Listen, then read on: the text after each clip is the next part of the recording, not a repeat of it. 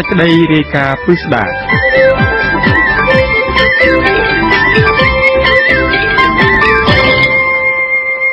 ចាលោកអ្នកស្ដាប់ជាទីមេត្រីក្រសួងពាណិជ្ជកម្មបង្កើតព្រឹត្តិការណ៍តាំងពិព័រណ៍ផលិតផលទំនិញខ្មែរហើយស្នើដល់ប្រជាពលរដ្ឋខ្មែរនៅទូទាំងប្រទេសឲ្យងាកមកចាប់អារម្មណ៍និងគាំទ្រផលិតផលនៅក្នុងស្រុកឲ្យបានច្រើនគឺដើម្បីលើកទឹកចិត្តអ្នកផលិតដើម្បីឈានដល់ការរួមចំណែកលើកស្ទួយចំណូលសេដ្ឋកិច្ចគ្រួសារផលិតផលក្នុងស្រុកគាំទ្រដោយក្រសួងពាណិជ្ជកម្មដែលបង្កើតឲ្យមានព្រឹត្តិការណ៍ទិញទំនិញខ្មែរផលិតដោយស្នាដៃប្រជាពលរដ្ឋខ្មែរហើយប្រកាសឲ្យអ្នកប្រើប្រាស់ចូលរួមគាំទ្រទំនិញក្នុងស្រុកจากពីខេត្តប្រសេនុលោកដែនយុទ្ធជារាយការណ៍រដ្ឋមន្ត្រីក្រសួងពាណិជ្ជកម្មលោកប៉ាន់សូរស័ក្តិអំពាវនាវឲ្យប្រជាពលរដ្ឋចូលរួមគាំទ្រផលិតផលផ្សេងៗដែលជាស្នាដៃផលិតដោយប្រជាពលរដ្ឋខ្មែរឲ្យបានច្រើនផលផុសវាប្រសើរជាងទៅលើកស្ទួយផលិតផលឬក៏ទំនិញនាំចូលពីបរទេសលោកបន្ថែមថាដើម្បីបំផុសឲ្យប្រជាពលរដ្ឋនៅទូទាំងប្រទេសចូលរួមគាំទ្រផលិតផលឬទិញទំនិញដែលគុនខ្មែរផលិតក្នុងស្រុកយកទៅប្រើប្រាស់ឲ្យបានផលផុសក្រសួងពាណិជ្ជកម្មបានបើកយុទ្ធនាការស្ដីអំពីទិញផលិតផលខ្មែរនៅតាមរាជធានីខេត្តមួយចំនួនដោយតាំងពីពណ៌បង្ហាញផលិតផលខ្មែរជូនប្រជាពលរដ្ឋនិងភ្ញៀវទេសចរជាតិអន្តរជាតិបានទស្សនា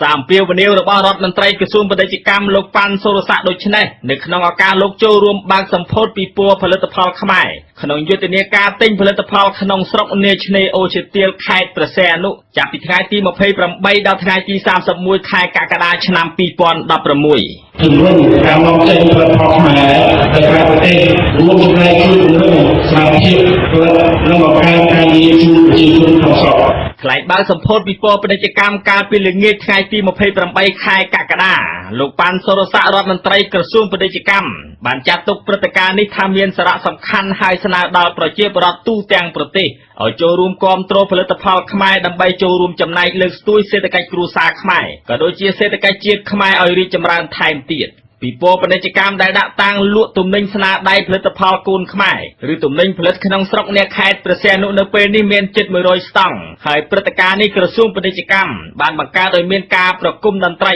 និងមានតារាចម្រៀងនិងក្រុមកំប្លែងល្បីៗចូលរួមសម្ដែងជូនភ្ញៀវជាតិអន្តរជាតិទស្សនាផង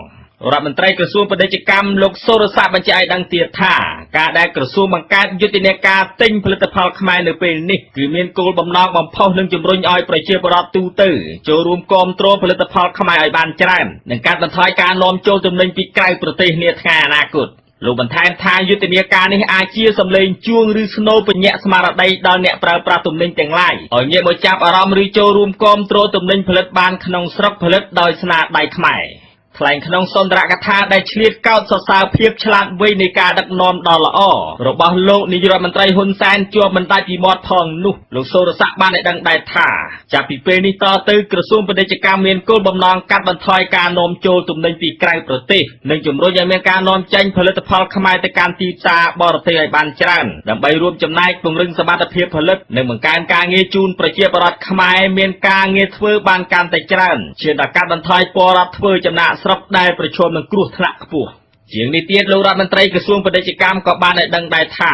យុទ្ធនាការពិព័រណ៍ពាណិជ្ជកម្មទិញផលិតផលខ្មែរនេះក្រសួងក៏បានរៀបចំជាសិក្ខាសាលាបញ្ជ្រាបការយល់ដឹងដល់ផលិតករក្នុងស្រុកអំពីបច្ចេកទេសឬអនាម័យក្នុងការផលិតមុខទំនិញនានាឲ្យមានគុណភាពមានអនាម័យដើម្បីធានាសុវត្ថិភាពអ្នកប្រើប្រាស់ព្រមទាំងឲ្យមានសោភ័ណភាពទាក់ទាញនិងមានតម្លៃសមរម្យដែលអាចឈានដល់ប្រកួតប្រជែងនៅលើទីផ្សារជាមួយទំនិញនាំចូលពីក្រៅប្រទេសអ្នកប្រើប្រាស់បានស្គាល់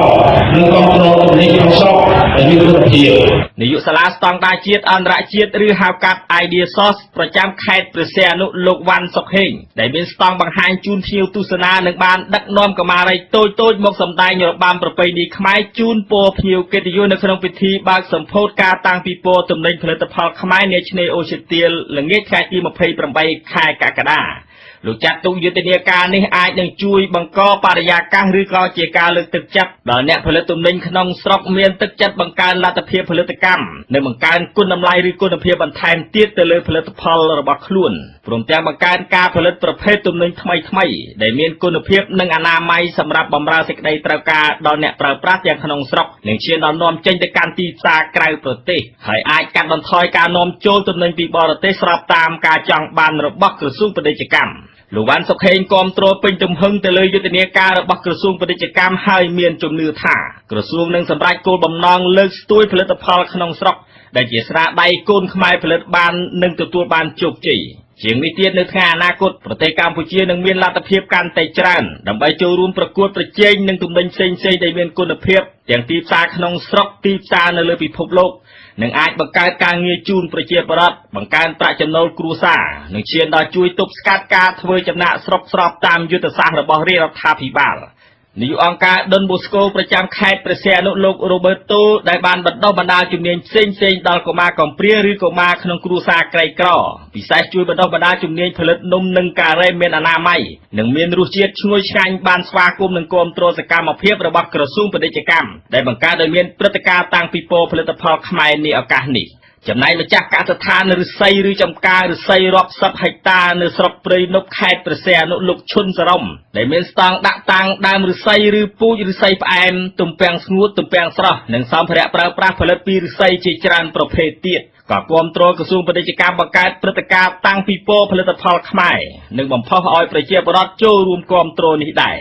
លោកឲ្យដឹងថាកសិដ្ឋានចំការឫស្សីផ្អែមរបស់លោកមានបម្រើសេវាដល់អតិថិជនដែលមានបំណងដាំឫស្សីហើយទទួលផលក្នុងរយៈពេល1ឆ្នាំមានទីតាំងនៅក្នុងអាហារដ្ឋានភូមិឫស្សីស្ថិតនៅគល់ស្ពានព្រៃទឹកសាបឃុំរៀមស្រុកព្រៃនប់ងាកមកម្ចាស់កសិដ្ឋានដាំបន្លែធម្មជាតិឬបន្លែគ្មានសារធាតុគីមីឈ្មោះ Daily Fresh Farm ប្រចាំខេត្តព្រះសីហនុលោកស្រីសេងកំលៀងក៏ប្រកាសគាំទ្រថ្នាក់ដឹកនាំក្រសួងពាណិជ្ជកម្មនិងថ្នាក់ដឹកនាំស្ថាប័នពាក់ព័ន្ធខេត្តជាប់ឆ្នេរសមុទ្រមួយនេះដែរលោកស្រីអំពាវនាវឲ្យប្រជាពលរដ្ឋខ្មែរចូលរួមគាំទ្រមុខម្ហូបឬបន្លែស្រស់ៗគ្មានជាតិគីមីផលិតចេញពីកសិដ្ឋាន Daily Fresh នៅស្តង់តាំងពីពណ៌លេខ72នាឆ្នេរអូជាទៀលលោកស្រីឲ្យដឹងថាកសិដ្ឋាននេះក៏មានជួយសាងសង់កសិដ្ឋានដាំបន្លែគ្មានជាតិគីមីឬបន្លែធម្មជាតិទាំងបច្ចេកទេសនិងមានលក់ពូជបន្លែមានដូចជាសាឡាត់ជាដើមជូនអតិថិជនដែលចាប់អារម្មណ៍ចង់បង្កើតមុខរបរនេះទាក់ទាញការតាំងពីពណ៌ផលិតផលខ្មែរនេះដែរលោកយុនមានអភិបាលខេត្តព្រះសីហនុ